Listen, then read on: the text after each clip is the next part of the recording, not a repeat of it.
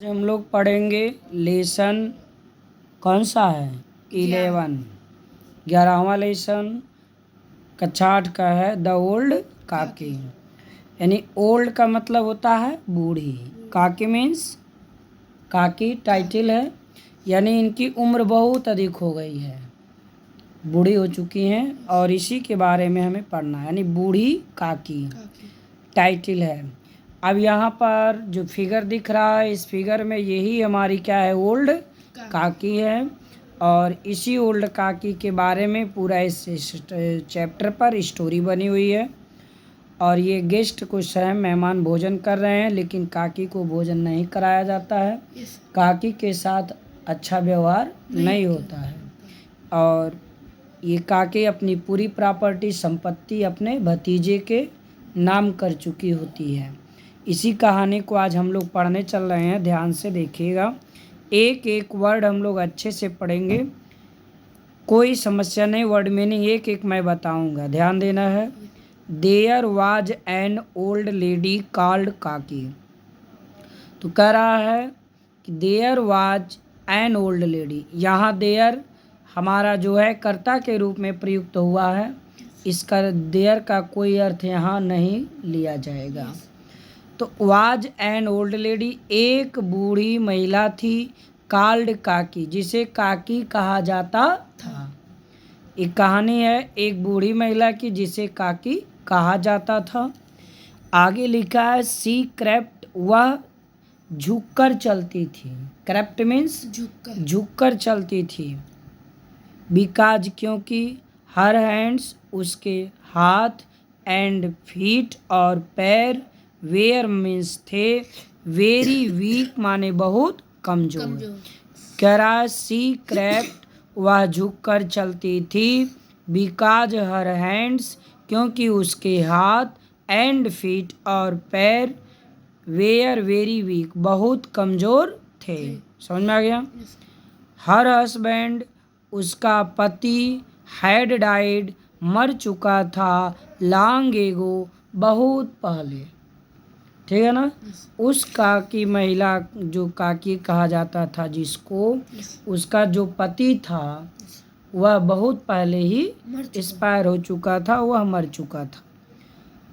तो her husband had died long ago, उसका पति बहुत पहले मर चुका था। सी लिव्ड, वह रहती थी, विथ हर नेफ्यू बुद्धिराम। जब किसी का कोई सहारा नहीं होता है तो वह अपने जीवन निर्वाह के लिए किसी का साथ लेता है। जब इसका पति एक्सपायर हो गया तब यह अपने भतीजे के पास, नेफ्यू मीन्स भतीजा, तो she lived with her Neiphiu, वह अपने भतीजे के साथ रहती थी।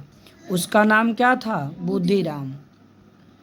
पूछ लिया जाए what was the name of Neiphiu of the old lady, उस बूढ़ी महिला के भतीजे का क्या नाम था, तो क्या बताओगे, बुद्धिराम था। क्या नाम था, बुद्धिराम।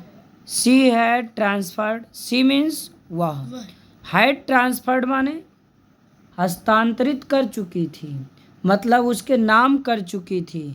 ऑल हर प्रॉपर्टी, अपनी पूरी संपत्ति, जिसको जमीन जायदाद कह सकते हो। टू हिम माने उसके।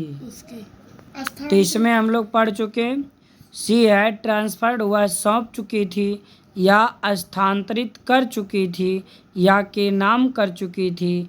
ऑल हर प्रॉपर्टी, अपनी पूरी संपत्ति, टू हिम माने उसके।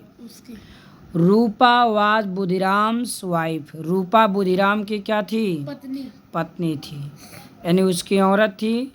और इसी रूपा के व्यवहार से दिक्कतें आई हैं।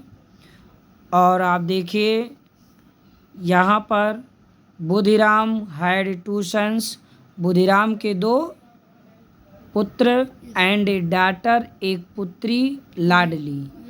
बुधिराम के दो बेटे थे और एक बेटी थी, उसको लाडली कहते थे।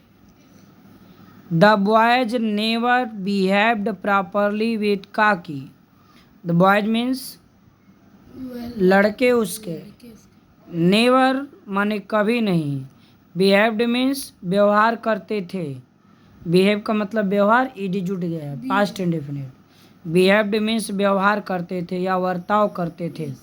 प्रॉपरली माने ठीक प्रकार से, विथ माने साथ, काकी यानी लड़के काकी के साथ कभी ठीक से या अच्छा व्यवहार नहीं करते थे।